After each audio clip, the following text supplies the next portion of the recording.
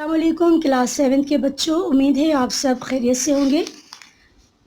پہلا جو ہمارا سبق ہے وہ ہے اللہ تعالیٰ کی نشانیاں، جو آپ نے لیکچر 1 میں یہ سن چکے ہیں، اور امید ہے کہ آپ نے پورا سبق پڑھا ہوگا۔ اگر کچھ بچوں نے نہیں بھی پڑھا تو بیٹا پورا سبق ضرور پڑھیے گا۔ تو اس میں آپ نے اللہ تعالیٰ کی نشانیوں پر پڑھتے بھی جانا ہے، غور بھی کرتے جانا ہے۔ جب آپ غور کرتے ہیں تو اس کا مطلب ہے کہ ہم جو چیز پڑھ رہے ہیں وہ سمجھ رہے ہیں۔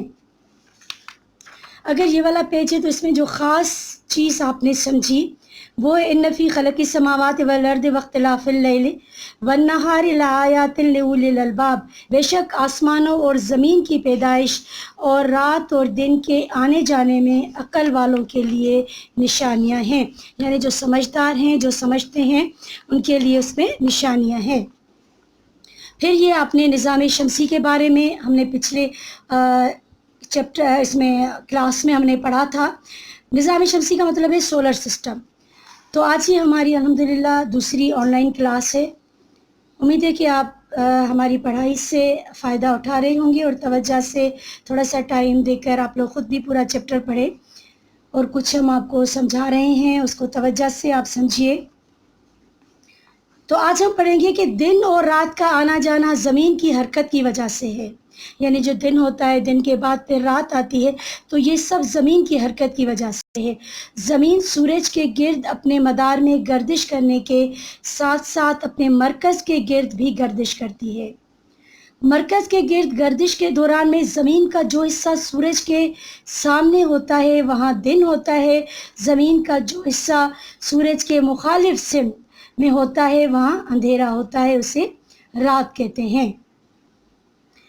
اچھا، اس کے بعد بیٹا یہ جو ہے کہ یہاں پہ آپ آ جائیے، جو سوال و جواب ہو رہے ہیں استاد اور اسٹوڈنٹس کے درمیان کے، یہاں پہ استاد سمجھا رہا ہے کہ اللہ تعالیٰ نے دن اور رات کے اس لیے پیدا کیے ہیں تاکہ ہماری روزمرہ کی، یعنی ہماری جو ڈیلی روٹین ہے، روزمرہ کی مصروفیات میں تناسب پیدا ہو سکے۔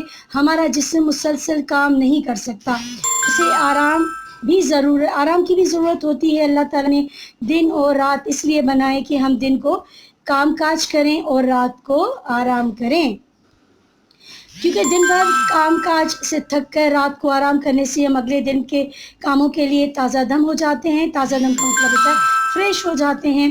قرآن مجید میں اللہ تعالیٰ کا ارشاد ہے کہ یہ اسی اللہ کی رحمت ہے کہ اس نے تمہارے لیے رات اور دن بنائے تاکہ تم رات میں سکون حاصل کرو اور دن کو اپنے رب کا فضل تراش کرو تاکہ تم شکر گزار بنو گے۔ اس کے بعد پھر یہ دیکھیے کہ ہم منٹوں، گھنٹوں، مہینوں اور سالوں کا تعین کیسے کرتے ہیں۔ یہ سوال ہوگا کہ کس طرح سے کرتے ہیں؟ تو ہم منٹوں، گھنٹوں، مہینوں اور سالوں کا تعین زمین اور سورج اور چاند کی حرکت سے ہی کرتے ہیں۔ ہماری زمین اپنے مرکز کے گرد ایک چکر 24 گھنٹوں میں مکمل کرتی ہے، یعنی رات اور دن کے جو ٹائمنگ ہوتی ہے وہ 24 گھنٹے ہوتی ہے، اسے ہم ایک دن شمار کرتے ہیں، یعنی ہمارا ایک دن اور رات، اسے ہم ایک دن کہیں گے، وہ ہمارا 24 گھنٹے کا ہوتا ہے، یعنی 24 آورس کا۔ اسی طرح زمین اپنے مدار میں سورج کے گرد ایک چکر 365 دنوں میں، یعنی 365 دنوں میں پورا کرتی ہے، اسے ہم شمسی سال کہتے ہیں۔ چاند کا زمین کے گرد ایک چکر 29 یا 30 دنوں میں پورا ہوتا ہے، اسے ہم قمری مہینہ شمار کرتے ہیں، جو ہمارا اسلامی مہینہ ہوتا ہے۔ اکثر آپ کو پتہ ہوگا کہ جب رمضان ختم ہو جاتے ہیں، روزے پورے ہو جاتے ہیں، تو پھر ہم لوگ انتظار کرتے ہیں چاند رات کا، تو وہ ہمارے قمری مہینہ ہوتا ہے، یعنی چاند کے حساب سے ہمارا اسلامی مہینہ شروع ہوتا ہے اور چاند کے حساب سے ختم ہوتا ہے۔ هو الذی، یہ قرآن پاک میں ہے کہ هو الذی جعل الشمس ضیاء والقمر نورا وقدرہ منازل لتعلموا عدد السنین والحساب۔ وہی اللہ جس نے سورج کو روشن کیا اور چاند کو چمکدار بنایا، چاند کے گھٹنے اور بڑھنے کی منزلیں مقرر کر دی۔ آپ نے دیکھا ہوگا جو شروع میں چاند ہوتا ہے وہ بالکل ایک باریک سا یوں اس شیپ میں آتا ہے، اسے ہم کہتے ہیں ہلال، اور اس کے بعد پھر چاند بڑھتا جاتا ہے اور پھر ایک 14 تاریخ جب آتی ہے تو اس وقت چاند مکمل راؤنڈ شیپ میں، یعنی وہ بالکل گول ہو جاتا ہے۔ چاند کو چمکدار بنایا یہ اللہ نے. اللہ کہہ رہا ہے کہ اس آیت جو میں نے پڑھی اس کا ترجمہ ہے وہی اللہ ہے جس نے سورج کو روشن اور چاند کو چمکدار بنایا, چاند کے گھٹنے اور بڑھنے کی منزلیں مقرر کر دی تاکہ تم اس سے برسوں اور تاریخوں کے حساب معلوم کرو, یعنی ہمارے لیے ایک آسانی ہو جاتی ہے. تو اس میں سے ہم نے کیا سیکھا عزیز طلباء, مائی ڈیئر اسٹوڈنٹس, ہم نے سیکھا کہ اللہ تعالیٰ نے کائنات کی تمام چیزوں کو اپنے بندوں کے لیے پیدا کیا تاکہ زمین پر ان کے لیے زندگی بسر کرنا ممکن ہو جائے. ہمیں چاہیے کہ ہم کائنات پر غور و فکر کریں اور اصل حقیقت تک رسائی حاصل کریں. یہ آپ کا سبق پورا ہو گیا, آپ اس کو ایک مرتبہ مزید ریڈ کر لیجئے گا. اس کے بعد پھر یہ لکھا ہوا ہے سرگرمی. یہاں پہ اب آپ کی یہ تفہیم, یہ خالی جگہ ہے, یعنی یہ درست و غلط کے بیان, سوری خالی جگہ نہیں ہے, درست بیان پر رائٹ کا نشان لگائیں گے. یہاں پہ 4 آپشن دیے گئے ہیں جو الف, بے, جیم اور دال کے شکل میں ہیں. تو اس کو ہم چاروں کو پڑھیں گے, اس کے بعد جو صحیح ہوگا اس پہ ہم لوگ لگائیں گے ایک رائٹ کا نشان. آپ سب میرے ساتھ یہ والا پیج اوپن کیجئے. یہاں پہ یہ لکھا ہوا ہے کہ درست بیان پر رائٹ کا نشان لگائیں گے. اب نمبر 1 ہے, کائنات میں پائی جانے والی ہر چیز گواہی دیتی ہے.